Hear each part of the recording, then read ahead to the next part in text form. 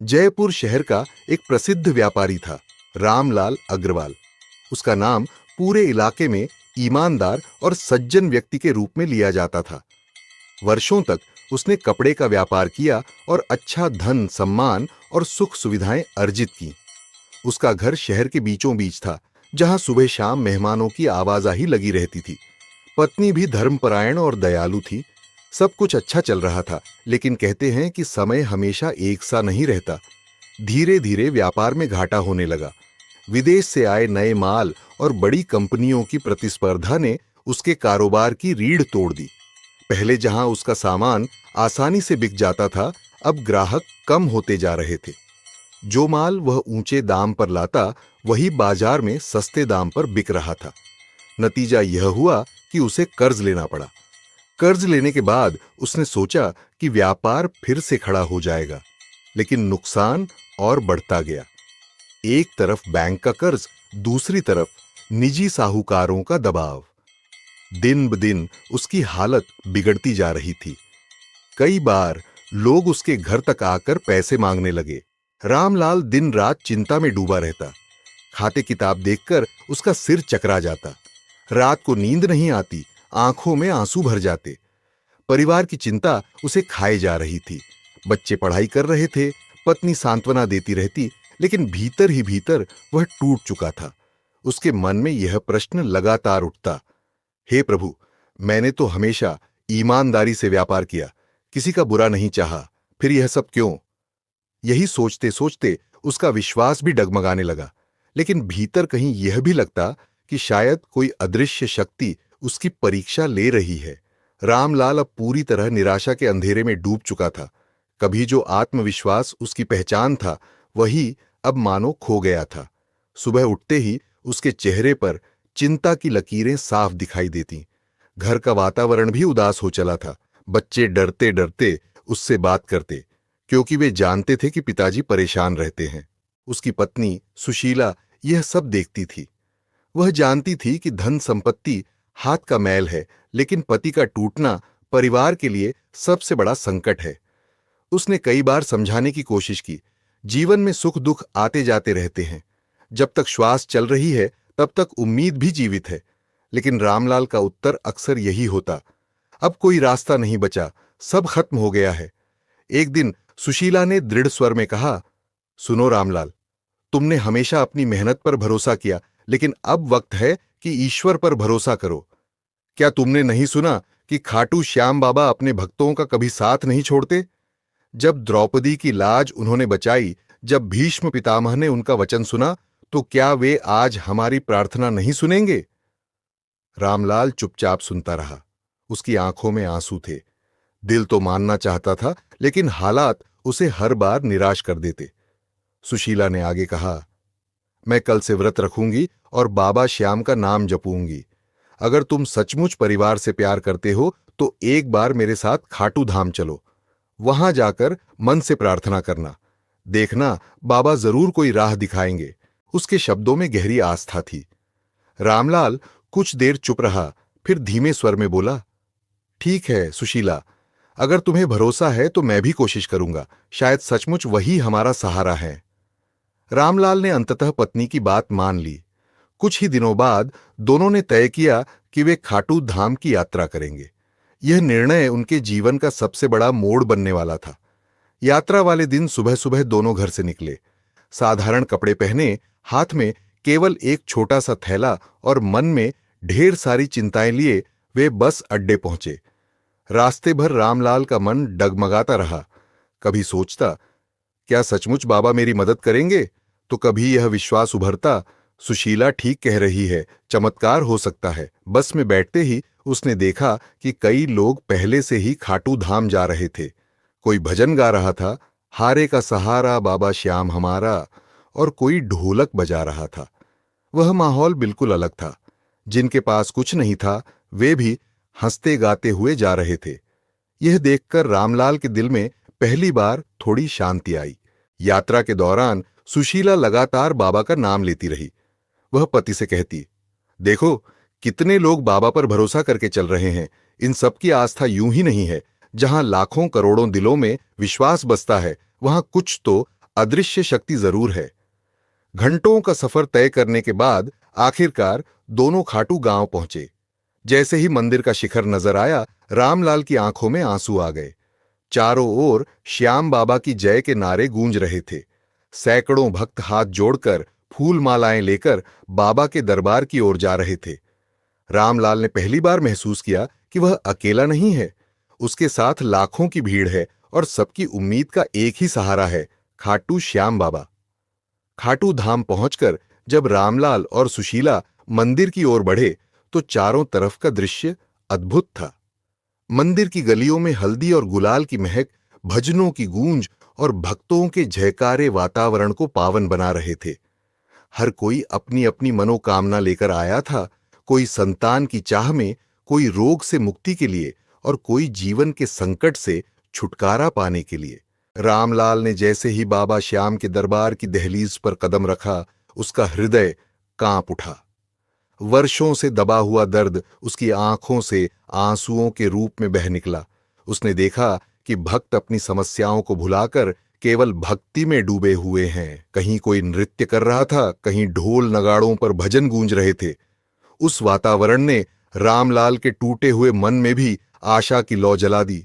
वह और सुशीला जब बाबा की मूर्ति के सामने पहुंचे तो उनकी आंखें सजल हो गईं। बाबा का सुंदर रूप, नीली पगड़ी, मोरपंख का मुकुट और करुणा से भरी मुस्कान मानो सीधे दिल में उतर गई। रामलाल फोल्डेड हाथ जोड़कर फूट फूट कर कहने लगा, हे बाबा श्याम, मैंने जीवन में कभी किसी का बुरा नहीं किया, हमेशा ईमानदारी से काम किया। फिर भी आज मेरा व्यापार टूट चुका है, परिवार संकट में है।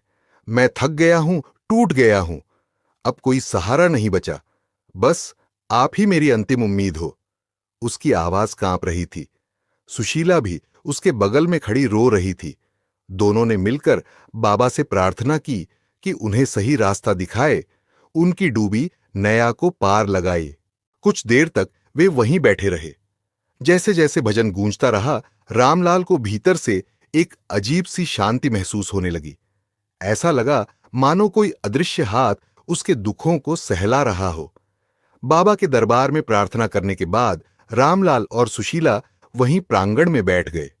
उनके दिल पर से बोझ कुछ हल्का महसूस हो रहा था। चारों तरफ भक्तजन भजन गा रहे थे। कहीं ढोलक बज रही थी, कहीं करताल की झंकार थी। उस माहौल में मानो समय ठहर गया हो। थकान और भावनाओं के बोझ से रामलाल की आंखें बंद हो गईं। उसी अवस्था में उसे एक अद्भुत सपना दिखा। उसने देखा कि मंदिर का पूरा आंगन दिव्य प्रकाश से भर गया है। उस प्रकाश के बीच से एक तेजस्वी रूप प्रकट हुआ। नीली पगड़ी, मुकुट में मोरपंख और होठों पर दिव्य मुस्कान। वही रूप जिसे उसने अभी मूर्ति में देखा था, अब जीवंत होकर उसके सामने खड़ा था। बाबा श्याम ने उसकी ओर देखकर स्नेहपूर्ण स्वर में कहा, रामलाल, जीवन में कठिनाइयां आती हैं, लेकिन हर कठिनाई अंत नहीं होती। यह तो केवल परीक्षा होती है। तुम निराश मत हो। कल सुबह जब तुम अपने घर लौटोगे, तब जो पहला अवसर तुम्हारे सामने आए, उसे मत ठुकराना। वही तुम्हारी उन्नति का मार्ग बनेगा। रामलाल ने श्रद्धा से सिर झुका दिया और बाबा से कहना चाहा, पर शब्द उसके मुंह से निकल ही नहीं पाए। बाबा का रूप धीरे धीरे उस प्रकाश में विलीन हो गया और रामलाल की नींद खुल गई। जैसे ही उसने आंखें खोलीं, उसका शरीर पसीने से तर था, लेकिन मन में अजीब सी शांति और विश्वास का भाव था। उसने तुरंत सुशीला को सपना सुनाया। सुशीला की आंखें चमक उठीं। वह बोली, देखा रामलाल, बाबा ने स्वयं मार्ग दिखा दिया है। अब हमें केवल धैर्य और विश्वास रखना है। उस रात पहली बार लंबे समय बाद रामलाल चैन की नींद सोया। उसके दिल में यह गहरी भावना थी कि अब उसका जीवन बदलने वाला है। अगली सुबह रामलाल और सुशीला खाटू धाम से लौटने लगे। मंदिर से बाहर निकलते हुए रामलाल का मन पहले से कहीं हल्का था। उसे याद था बाबा श्याम के वे शब्द, पहला अवसर मत ठुकराना। यह वाक्य उसके दिल में गूंज रहा था। बस अड्डे पर भीड़ लगी हुई थी। भक्तों से भरी गाड़ियां लगातार आ जा रही थीं। रामलाल और सुशीला अपनी बस का इंतजार कर रहे थे। तभी अचानक किसी ने पीछे से आवाज दी, अरे रामलाल जी, आप यहां? रामलाल ने मुड़कर देखा तो वह उसका पुराना परिचित सुरेश मेहता था। दोनों वर्षों पहले व्यापार में एक दूसरे को जानते थे, पर लंबे समय से मुलाकात नहीं हुई थी। सुरेश के चेहरे पर अपनापन झलक रहा था। कुछ देर बातचीत के बाद सुरेश ने बताया, रामलाल जी, मैं भी कपड़े का व्यापार करता हूं। काम अच्छा है, पर अकेले सब संभालना मुश्किल पड़ रहा है। मुझे ऐसे साथी की जरूरत है जिस पर भरोसा किया जा सके। अगर आप चाहें तो हम दोनों मिलकर काम कर सकते हैं।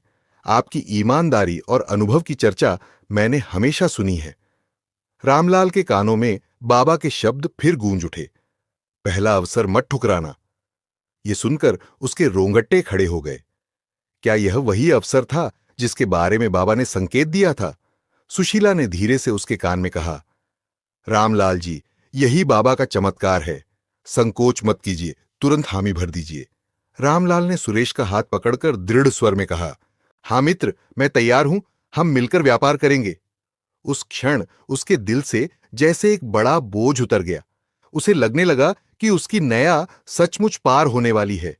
सुरेश और रामलाल ने वहीं बस अड्डे पर हाथ मिलाया और तय किया कि वापस जाकर वे व्यापार की नई शुरुआत करेंगे। दोनों के मन में उत्साह था, लेकिन रामलाल के भीतर एक और भाव गहरा था। यह अवसर साधारण नहीं, बल्कि बाबा श्याम का दिया हुआ आशीर्वाद है। घर लौटते ही रामलाल ने पुराने कागजात निकाले और योजनाएं बनाने लगा।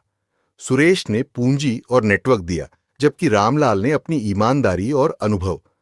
दोनों ने मिलकर कपड़ों की नई दुकान खोली, जिसमें ग्राहकों को उचित दाम और अच्छी क्वालिटी का भरोसा दिया गया। शुरुआत में काम छोटा था, पर धीरे धीरे ग्राहकों का विश्वास बढ़ने लगा। लोग कहने लगे, रामलाल जी की दुकान पर धोखा नहीं होता, जो बोलते हैं वही माल मिलता है। इस भरोसे ने दुकान की पहचान बना दी। रामलाल रोज सुबह दुकान खोलने से पहले बाबा श्याम की तस्वीर पर फूल चढ़ाता और प्रार्थना करता, हे बाबा, यह सब आपकी कृपा है। मुझे कभी अहंकार न हो और हमेशा सही रास्ते पर चलूं। कुछ ही महीनों में दुकान का व्यापार खूब चल पड़ा। जो कर्ज पहले रामलाल की गर्दन पर बोझ बन गया था, वह धीरे धीरे उतरने लगा। न केवल कर्ज चुका, बल्कि घर की स्थिति भी सुधरने लगी। बच्चों की पढ़ाई में खर्च आसानी से होने लगा और घर में फिर से खुशियां लौट आईं। सुरेश भी अक्सर कहता, रामलाल भाई, आपके आने से व्यापार में बरकत ही बरकत है। लगता है जैसे ऊपर वाला खुद हमारे साथ है। रामलाल मुस्कुराकर जवाब देता, हाँ सुरेश जी, यह सब मेरे नहीं, बल्कि खाटू श्याम बाबा के आशीर्वाद का परिणाम है। उसके मन में अब भय की जगह विश्वास था और निराशा की जगह आशा। नई दुकान दिन प्रतिदिन बढ़ती ही चली गई। जहां पहले रामलाल को अपने घर का खर्च चलाना भी कठिन हो रहा था, अब वही व्यक्ति ग्राहकों की भीड़ में घिरा रहता। सुबह से रात तक दुकान पर खरीदारों का आना जाना लगा रहता। हर ग्राहक संतुष्ट होकर ही लौटता और यही संतुष्टि नए ग्राहकों को खींच लाती। रामलाल को यह भली भांति समझ आ गया था कि सफलता का असली आधार केवल व्यापारिक तरकीबें नहीं, बल्कि ईमानदारी और विश्वास है। वह हर लेन देन में साफगोई बरतता। धीरे धीरे उसकी साख इतनी बढ़ गई कि शहर के बड़े व्यापारी भी उससे माल लेने लगे। कुछ ही महीनों में मुनाफा इतना बढ़ा कि उसने सबसे पहले अपने कर्ज चुकाने की ठानी। बैंक से लेकर साहूकार तक हर जगह जाकर उसने बकाया रकम चुकाई। कर्जदाताओं की आंखों में भी आश्चर्य था। कल तक जिस पर शक था कि यह व्यक्ति शायद कभी लौट आएगा भी या नहीं, आज वही अपने सिर ऊंचा करके सबका हिसाब चुकता कर रहा था। रामलाल के दिल से जैसे भारी बोझ उतर गया। घर लौटकर उसने सुशीला से कहा, देखो, बाबा श्याम की कृपा से अब हम कर्ज मुक्त हो गए हैं। अब हमारे जीवन पर संकट का बादल छाट चुका है। सुशीला की आंखें भर आईं। उसने बाबा की तस्वीर के सामने दीप जलाया और कहा, हे श्याम बाबा, आपने हमारे जीवन की डूबती नाव को पार लगा दिया। यह जीवन अब आपका है, आपकी सेवा में ही बीतेगा। उस रात पूरा परिवार पहली बार सुकून से सोया। बच्चों के चेहरों पर मुस्कान थी, सुशीला के हृदय में शांति और रामलाल के दिल में गहरा विश्वास कि जब मनुष्य टूट जाता है, तभी सच्चे मायने में बाबा श्याम उसे थाम लेते हैं। कर्ज से मुक्ति और व्यापार की सफलता के बाद रामलाल का जीवन एकदम बदल गया। जो व्यक्ति कभी चिंता और निराशा में डूबा रहता था, अब वही हर सुबह उत्साह और विश्वास के साथ उठता। लेकिन इस परिवर्तन का सबसे बड़ा कारण केवल व्यापारिक उन्नति नहीं था, बल्कि उसका गहरा विश्वास था कि यह सब खाटू श्याम बाबा की कृपा से हुआ है। रामलाल और सुशीला ने मिलकर तय किया कि अब उनकी कमाई का एक हिस्सा केवल सेवा कार्य और भक्ति में लगाया जाएगा। उन्होंने अपने घर में हर महीने श्याम भजन संध्या का आयोजन शुरू किया। आस पड़ोस और रिश्तेदारों को बुलाकर वे मिलकर बाबा का गुणगान करते। भजन की मधुर ध्वनि से घर का वातावरण और भी पवित्र हो जाता। धीरे धीरे यह भजन संध्या पूरे मोहल्ले की पहचान बन गई। लोग कहते, रामलाल जी का घर अब छोटा सा खाटू धाम बन गया है। जहां बाबा का नाम गूंजता है वहां बरकत अपने आप आ जाती है। रामलाल ने केवल भक्ति ही नहीं बल्कि सेवा का मार्ग भी अपनाया। उसने गरीब बच्चों की पढ़ाई का खर्च उठाना शुरू किया, अस्पताल में दवाइयां बांटवाईं और हर आने जाने वाले साधु संत की सेवा की। उसे लगता था कि यही बाबा को सच्चा धन्यवाद देने का मार्ग है। सुरेश, जो उसका व्यापारिक साथी था, भी प्रभावित हुआ। उसने कहा, रामलाल भाई, आपने मुझे भी सिखा दिया कि व्यापार में लाभ केवल रुपए कमाना नहीं बल्कि पुण्य कमाना भी है। रामलाल की आंखें चमक उठीं। उसने हाथ जोड़कर बाबा की मूर्ति की ओर देखा और कहा, श्याम बाबा, अब मेरा हर श्वास आपके नाम है। आपकी कृपा से जो कुछ पाया है वह सब मैं आपके चरणों में अर्पित करता हूं। उसकी श्रद्धा अब केवल निजी विश्वास नहीं रही थी बल्कि समाज के लिए एक प्रेरणा बन चुकी थी। रामलाल का जीवन अब पूरी तरह बदल चुका था। जहां कभी निराशा और अंधकार छाया हुआ था, वहां अब विश्वास और प्रकाश का संचार था। उसकी यह यात्रा केवल एक व्यापारी की सफलता की कहानी नहीं रही बल्कि श्रद्धा और भक्ति की शक्ति का जीवंत उदाहरण बन गई। गांव शहर में लोग अक्सर उससे मिलने आते और कहते, रामलाल जी, हमें भी अपने जीवन की कठिनाइयों से बाहर निकलने का मार्ग बताइए। तब वह हमेशा मुस्कुराकर एक ही बात कहता, भाइयों बहनों, कठिनाइयां हर किसी के जीवन में आती हैं, लेकिन जब सब दरवाजे बंद हो जाएं, तब श्याम बाबा का दरबार खुला रहता है। हमें बस सच्चे मन से उनका नाम लेना है और धैर्य रखना है। चमत्कार जरूर होता है। रामलाल ने यह भी अनुभव किया कि चमत्कार केवल तभी घटित होता है जब मनुष्य खुद को पूरी तरह समर्पित कर देता है। उसका सपना, बाबा का संकेत और सुरेश से मुलाकात, ये सब केवल संयोग नहीं थे बल्कि एक दिव्य योजना थी। बाबा ने न केवल उसे आर्थिक संकट से उबारा बल्कि जीवन जीने का नया दृष्टिकोण भी दिया। उसके बच्चे भी अब हर सुबह बाबा की आरती में शामिल होते। सुशीला की आंखों में हर समय संतोष और कृतज्ञता झलकती। परिवार का हर सदस्य मानता था कि यह घर बाबा श्याम की छाया में है। रामलाल अब यह संदेश हर जगह फैलाता, श्याम बाबा केवल मनोकामना पूरी नहीं करते, वे सही रास्ता दिखाते हैं।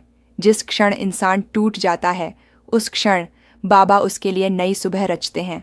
और इस तरह रामलाल का जीवन कथा बन गई। एक ऐसी कथा जिसे सुनकर हर श्रोता के दिल में विश्वास जग उठता कि सचमुच हारे का सहारा बाबा श्याम हमारा। अगर आपको यह खाटू श्याम बाबा की चमत्कारिक कथा अच्छी लगी तो वीडियो को लाइक और शेयर जरूर कीजिए। कमेंट में जय श्री श्याम लिखकर अपनी श्रद्धा प्रकट कीजिए। ऐसे ही और भी भावपूर्ण भजन और कथाएं सुनने के लिए चैनल को सब्सक्राइब करना न भूलें। आपकी एक क्लिक से बाबा का नाम और भी भक्तों तक पहुंचेगा। हारे का सहारा बाबा श्याम हमारा।